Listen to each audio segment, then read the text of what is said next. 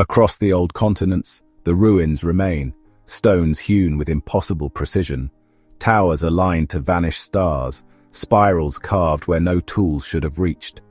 The pyramids of the Nile, the stone circles of Europe, the terraces of the Andes, the ancient Adam's calendar in the south, all speak of a mind that shaped the world with form beyond utility.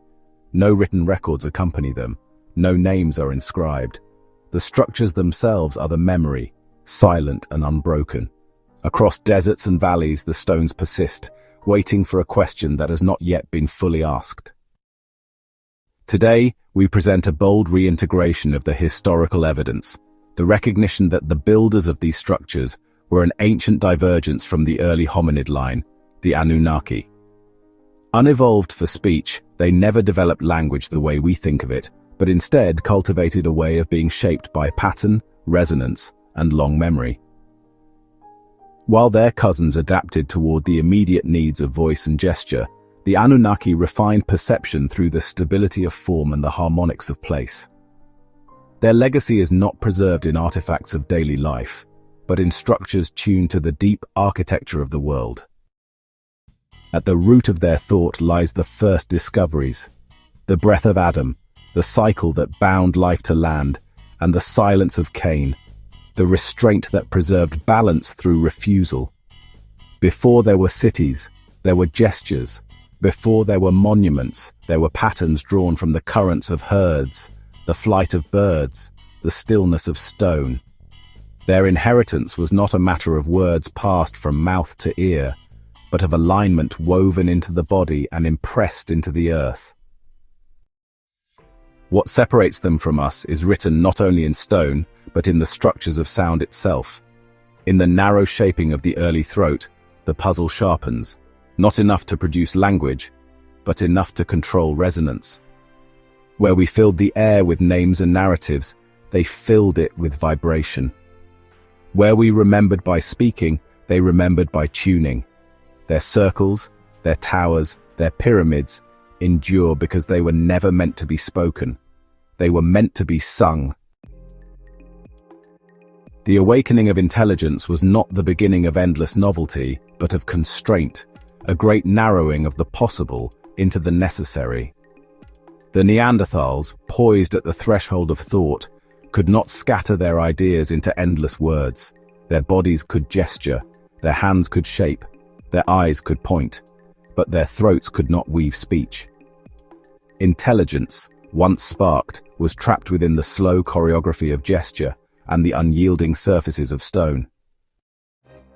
It was necessity that guided them, and necessity that revealed the profound law only a finite number of patterns could serve. Only a limited architecture of meaning could allow thought to transcend immediate experience and become transmissible. They did not invent symbols as endless decorations. They found them, the few structures in which every relationship, every tension, every harmony could be housed. Thus, their glyphs were not many, but few, 22, shaped by the iron constraint of survival. These were not mere marks. They were discoveries, revelations, each one a new portal into thought, each one expanding the range of what could be said, remembered, taught. And because they could not name their discoveries in sound, they named them in life, through ritual, through reenactment, through the slow, solemn embedding of the pattern into their collective body. Each discovery became a pillar of their culture, a turning in their history, a convergence of life, meaning and memory. When later civilizations preserved echoes of this archaic inheritance, they too named their beginnings through figures, not as inventions of men, but as revelations entrusted to human hands. In the Torah, the ancient memory of these moments lingers in the stories of those first named, each a living metaphor for the original moments when mind grasped pattern and made it flesh. Thus begins the deeper telling of the journey, not as accident, but as necessity, not as invention, but as remembrance. The dawn spread across the misted plain, soft and slow, like the unfurling of breath from the sleeping earth. In the half-light, the herd moved, not as a scattering of beasts, but as a single tide of life, folding and unfolding, shifting yet whole. Their heavy flanks and bowed heads seemed to pulse together with one breath, each animal guided not by itself alone, but by the unseen rhythm of the herd. From the rocks overlooking the plain, the hunters watched. Their bodies were still, their breath held low against the cold stone. For many among them, the herd was only what it had always been: meat to be taken, danger to be survived. But for one, the one whose memory would later be known as Adam, a different awareness stirred. He saw that the herd was not many but one. The movement of the bison, the landscape they crossed, and the breath of the hunters themselves were not separate things. They moved together, bound in a single act of balance. The strength of the herd, the opportunity in the shifting ground, and the readiness of the hunters converging in a unity that could not be divided without being destroyed. In the waiting, he began to sense that survival was not about conquering the herd, but about aligning with the forces already present. The hunters did not impose themselves on the world. They entered into it, found their place within it, and moved with it. Herd, hunter, and land, three forces, each giving existence to the others, none able to stand alone. The sign was given, a subtle hand movement, and the hunters surged forward, their bodies flowing down the rocks and onto the plain like a second, smaller river crashing against the great tide of the herd. The bison broke, the earth thundered, and in the chaos Adam moved without thought, as if carried by the same currents he had seen. Spears found their mark. Dust and blood rose into the rising sun. Life was taken, as life must be, but it was not stolen. It was exchanged, a movement within the same vast breathing pattern that gave rise to all. As the herd disappeared into the distance and the dead lay still, Adam knelt by the fallen creature. He pressed his hand against the coarse hide, feeling the last vibrations of warmth leaving the body. In the stillness that followed, he understood, without language, that strength was not possession, and survival was not isolation. Strength was relationship, hunter and herd, earth and breath, life and death, bound in an endless circle where each part sustained and was sustained by the others. Later, in the hollow of their stone shelter, while the smell of cooked meat rose into the cold air and the others pressed close to the fires, Adam gathered ochre mixed with marrow fat and approached the wall. He touched the stone, feeling its cool permanence, and began to shape the first deliberate mark of memory.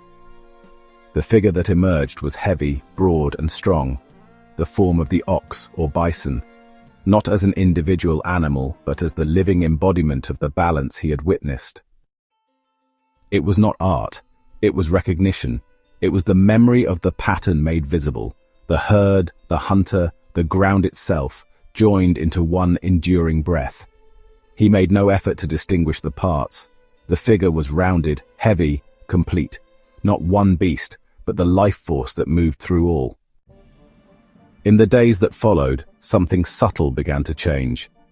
Those who passed the figure placed their hands to their chests, a silent gesture of acknowledgement. When they moved beyond the mark, they exhaled, a long, slow breath released not for exhaustion, but for belonging. It was not yet ritual in the structured sense. It was an inevitability born of shared memory, the body recalling what words could not yet speak. Over time, this silent honoring grew. Before great hunts, they would gather before the figure, each pressing hand to heart, each giving breath to the space. Gestures among them began to shift as well. When teaching the young, they pointed first to the herd, then to the earth, then to themselves, showing the connections that could not be named but could be known. It became understood deeply and without question that life was a triangle drawn across experience, the self, the world, and the living other, each sustaining the others in an endless circuit. Thus, the breath of Adam became the first cornerstone of their culture. Not because Adam willed it so, or because he was greater than others, but because he had witnessed the deeper structure of being and preserved it through symbol and gesture. Strength, pathway, and flow, These were not yet spoken as ideas, but they lived in the movement of bodies, the touch of hand to stone, the breath given in thanks. Their first foundation was laid not in dominance nor in accident, but in recognition, that to live is to find balance within the forces that move through all things, to join the breathing of the earth itself. And so life itself became the first law, remembered in stone and breath, carried forward not by speech, but by shared being, across countless generations to come. The mist clung low to the valley, blurring the edges where herd and earth became one. On the ridge above, the hunters crouched in absolute stillness, their bodies aligned by memory deeper than thought. Cain moved with the rest, his brother close beside him, their steps tuned to the same rhythm, their breath rising and falling in silent accord. Every eye tracked the herd below, the collective gaze fixing on the slow, grazing shapes. Hunter, herd, and ground held together in a single pattern, a living current woven from instinct, repetition, and the old, unquestioned ways. Below, the herd shifted, hooves stirring the damp earth, and the familiar tension rippled through the hunters. Muscles tightened in readiness, the shared breath paused, preparing to descend. Yet something wavered within Cain's senses, a strain in the flow he could not ignore. His gaze, straying beyond the herd's slow movements, caught a different shape within the mist, the low, tense crouch of a saber-tooth, hidden at the herd's flank. Still, his brother pressed forward, and the others followed, flowing with the pulse of inherited motion, blind to the new threat that the ground, the herd, and the air no longer concealed. Cain stopped, the rhythm breaking sharply within him. His body froze against the slope, and with it the seamless movement of those closest faltered. Breath held, step withheld. For the first time, divergence cracked the old pattern. Cain raised his hand, palm flat, a silent barrier born not of memory, but of recognition. The others, confused by his hesitation, halted, first looking to him. Then their gaze shifted with his. From the mist, the saber-tooth's gleaming eyes revealed themselves fully. In that moment, the old natural unity, step, breath, gaze, fractured into new awareness, and a different survival instinct awoke. They watched as the saber-tooth lunged, a blur of muscle and fang, and heard his brother's cries as his blood seeped into the earth. Their eyes now turned from the saber-tooth to Cain. He watched the saber-tooth turn to its meal, satisfied its prey had been alone. As sight overtook instinct, Cain felt his hand still raised, the loss of his brother, the tribe frozen in place. Now he drew back his spear arm, and as he let fly, the hunters turned as one. Their movements now shaped not by blind rhythm, but by shared sight. Cain's spear found its mark, and the group's force, sharpened by shared focus, brought it down amid the crushed grasses. They stood in the settling quiet, the breath of the world seeming to pause with them. Presence had given way to absence. Movement had given way to stillness. Memory had been split from repetition. Cain knelt beside his brother, the weight of what had changed, pressing down heavier than any kill. Around him, the hunters waited in silence, knowing without knowing that their world had shifted, that survival would no longer be only the perfect imitation of the old paths, but the fragile, necessary balance between seeing anew and remembering what had been lost. Without hesitation, Cain lifted his brother's body across his shoulders. His hands and arms, stained with blood and dust, bore the full weight of what had passed. He began the slow climb back toward the shelter, the others falling in behind him without a word. Their steps were heavy with the recognition that something greater than a single life had changed, an awakening, silent and irreversible. The negations moved among them, unspoken but alive. The shared instinct had faltered, the natural balance had broken, and certainty itself had split. Yet in that fracture, there was no rage, no accusation. Cain's raised hand had not been in fear or anger, but wisdom. Survival would no longer rest only upon repetition, but on the silent weaving of many perceptions into one living thread. At the shelter, beneath the stone overhang that had witnessed the endless cycles of breath and motion, Cain laid the body down with care. The others formed no circle, offered no ritual. They stood apart and yet together, held in a stillness that acknowledged what words could not yet name. A turning had taken place, not away from each other, but within.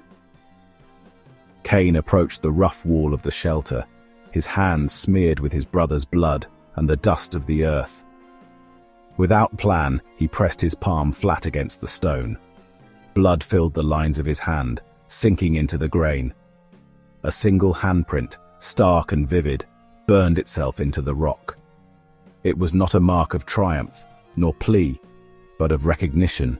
What had passed from one to another, from presence into absence, and from instinct into memory. He stepped back and knelt. From the shelter floor he gathered the fine ochre dust, lifting it carefully. Bringing it to his mouth, he blew the dust softly across the wet handprint. Where blood and earth met, the hand grew sharper, more enduring, less a decoration than a memory made tangible, a preservation of what difference could teach. This was the first, but it would not be the last. In the seasons that followed, whenever one among them fell, to beast, to cold, to misstep, the survivors pressed their hands to the stone. The blood of the lost mingled with the ochre of the earth, and the breath of the living sealed the mark into the wall. Over time, the rock became a gathering of hands, not a shrine to grief, but a growing archive of warnings and lessons. Cain had shown them not merely the power of action, but the power of restraint, the power required to break a cycle, to hold back the tide when the pattern demanded reversion. The negations shaped the ritual. The living marked the absent, the blood marked the gone, the stone marked the lost. The hunters learned to read the wall. The placement of hands became a map. A fallen hunter's handprint at the mouth of a narrow pass warned of unstable ground. A cluster near a river mouth marked where waters had claimed those unready for the spring floods. The wall was no longer merely a memory of loss. It was a guide to survival. Absence teaching presence, death teaching life, silence teaching action. Before each hunt, they stood before the wall and repeated Cain's gesture of refusal, hand raised, breath held, honoring the moment when one hunter had seen clearly, and by seeing clearly, had saved the tribe. And so, the silence of Cain entered into their blood and breath, as surely as the breath of Adam before it. One taught them to see life in union. The other taught them to see death in division. Together, these truths formed the pillars of their emerging world. Action and inaction, affirmation and negation, breath and silence, two necessary patterns joined forever in the silent language of their walls. What we have unearthed is not simply a history of ancient hands carving stone or shaping survival. It is the deep memory of a world in which life and death, action and silence were not opposed but harmonized, each necessary to the other, each part of a single enduring breath. The Anunnaki, the early awakeners, the silent singers of form, revealed that intelligence did not begin in conquest, but in recognition. Recognition of belonging, of balance, of the sacred necessity of restraint. Their traces remain not as broken relics, but as living questions, inscribed into the land itself. They did not leave behind declarations of triumph or treatises of dominion. They left patterns, alignments, resonances, invitations still waiting to be fully heard. The journey they began is not yet complete. It unfolds still in every moment we seek to remember what they once knew, that life is not merely the assertion of will, but the art of listening, of discerning when to move, and when to be still. Beyond the stones, beyond the breath and the silence, mysteries remain, not to be conquered, but to be entered with reverence. What they began in form and vibration calls to us still, to ask better questions, to listen more deeply, and to honor the rhythms that shaped the first awakenings of mind and soul. The pattern is not finished, it is only just beginning.